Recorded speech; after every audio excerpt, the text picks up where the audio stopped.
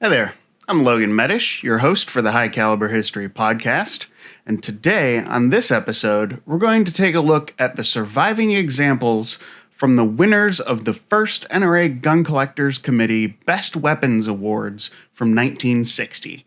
Now, there's a special little twist to this story, so make sure you stay tuned for the whole episode.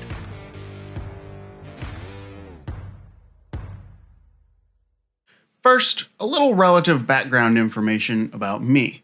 From 2014 to 2018, I oversaw the award shows for the affiliated clubs in the NRA's Gun Collectors Committee. The committee was established in 1960, and the purpose was to acknowledge and reward displays on their historic, educational, cultural, and technical knowledge. One of the ways this was done is by awarding up to 10 silver medals for best weapons on display at the award show every year. The medals are awarded to the guns, not to the owners of the guns, and they come with a small plaque, and both of those items are supposed to transfer ownership from owner to owner if the guns are sold. And it was my job to order, award, and distribute the medals and plaques to the current owners of the award-winning arms. Unfortunately, those items are small and peripheral, and unless care is taken to keep track of them when it comes time to sell, particularly with an estate situation, the plaques get discarded and the medals are sold off to a coin collector in the generic sense of the term. In fact, I've even seen a couple of the medals show up on eBay within the last year or two. So, I wanted to figure out the whereabouts of the original 10 guns from 1960, their plaques, and their medals. In 1983, the NRA published what was supposed to be a recurring review magazine that had detailed articles about important guns and kept collectors up to date on what guns and displays had won what awards. Unfortunately, the publication never went beyond that 1 year, but that was all I really needed to see the award recipients from 1960. So with the list in hand and the internet at my fingertips, here's what I found 61 years later. The first medal went to a presentation engraved Frank Wesson Creedmoor-style rifle, serial number 1. Frank was one of the brothers of Daniel Baird Wesson of Smith & Wesson fame. Unfortunately, this rifle's whereabouts are unknown, so we don't know if the medal and plaque are still with it. The second medal went to a Coffee Mill Sharps carbine, serial number 99730. These guns were usually made on condemned parts and featured a grinding mill built into the buttstock of the gun. There aren't many of them out there, and speaking from personal experience, their ability to properly grind coffee beans is mediocre at best. Again, the current whereabouts of the gun and the associated materials are unknown. The third medal went to a silver inlaid and engraved Kentucky rifle by P.M. Weddle of Zanesville, Ohio. A possible match for this gun shows up in the published version of a presentation given to the American Society of Arms Collectors back in 1967. The article gives a very good physical description of the rifle, and it's accompanied by 2 fairly poor quality photos. Unfortunately, the NRA's records don't provide any detail about the gun other than the maker and that it was profusely inlaid. So it's possible that the whereabouts of the gun were known in 1967, just 7 years after the award had been given to it, but not for sure if that's the same gun, so we don't know where any of those materials are today.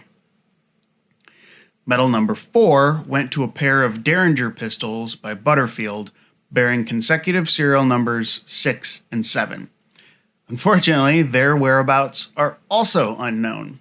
Interestingly, though, I did find numbers 11 and 12.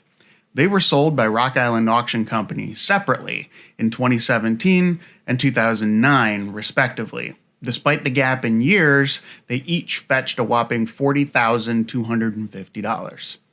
So here we are, 40% of the way through the list, and I've got nothing. Absolutely bupkis. It wasn't looking good, but I was determined to get through all 10. And I'm glad I did, because my luck changed with the medal that was issued to gun number 5. It was a Nimsky engraved Winchester Model 1866 carbine, serial number 21921, that was supposedly presented to Mexican Emperor Maximilian and eventually found its way into the arms collection of Mexican President Porfirio Diaz. The gun is one of the best documented Winchesters in existence, having appeared in countless books and magazines over the years. And as it just so happens, the gun crossed the auction block in December 2020 at Rock Island Auction Company's premiere sale. It had a pre-sale estimate of $250,000 to $400,000, and it sold for $345,000. Now, the auction company's documentation mentions that the gun won medal number 5, but sadly, it's no longer paired with the gun. So we have a partial success. The whereabouts of the gun are known, but not that of the silver medal or the plaque. So we're moving on, and this time we're tackling medal number 7. And this was given to a Colt Model 1862 revolver with a gold-plated Tiffany-style grip, serial number 38549. Once again, we're in luck. The gun is in the collection of the Metropolitan Museum of Art in New York City, where it was donated in 2014.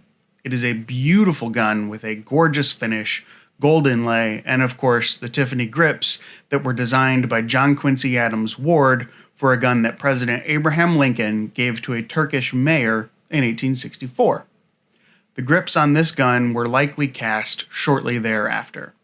The gun is on display in the museum, but the collection's record makes no mention of the awards being part of the accession, so we've got yet another partial success. Medal number 8 went to another pair of guns. This time it was a cased set of Colt Model 1860 Army revolvers, serial numbers 151388 and 151389. They were part of the arms collection of Civil War veteran, Connecticut State Governor, United States Representative, and Senator Joseph Hawley. Another cased presentation gun belonging to Hawley, this one being a Colt 1851 Navy, is in the NRA Museum's collection. As an interesting side note to Hawley, his lieutenant governor was none other than Oliver Winchester, which I think is a pretty cool connection there. Anyway, the guns that won medal number 8 came up for sale in the now defunct James Julia Auction House in 2016, and they sold for $212,750. The auction list makes no mention of the guns having won the silver medal, and it was not included in the sale. So again, we have another partial success with medal number 8 belonging to Hawley's guns. The recipient of medal number 9 was a cased Sharps Model 1878 officer's rifle, serial number 11. And again, the gun's whereabouts and the associated plaque and medal are unknown. But bear with me, we've got a good one coming up. Finally, medal number 10 went to a Henry Model 1860 rifle, serial number 9, presented to Secretary of the Navy Gideon Wells. Now, this gun resides in the collection of the Autry Museum of the American West in Los Angeles, California. It's on display in their galleries, but like all of the others on the list, the medal's whereabouts are unknown. So it's a bit of a bummer, but at least we know where this really cool historic presentation piece gun is located. So that takes us through the 10 medals. But if you were keeping track, it actually only takes us through 9 medals. You may have noticed that I skipped medal number 6. It was awarded to a Colt Model 1862 revolver in a wooden presentation case covered in gilded red leather designed to look like a book when seen closed. The spine of this bookcase bears the title Colt on the Constitution, Higher Law, and Irrepressible Conflict. Colt revolvers came in a variety of different cases, but the most intriguing and rare cases were those designed to look like books.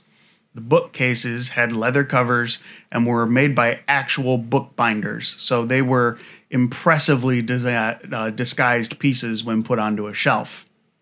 Now, this gun took me the longest of the 10 to try and track down. Internet searches can be a fickle thing. So for more than a month, it didn't show up in any of the searches, regardless of how I phrased them.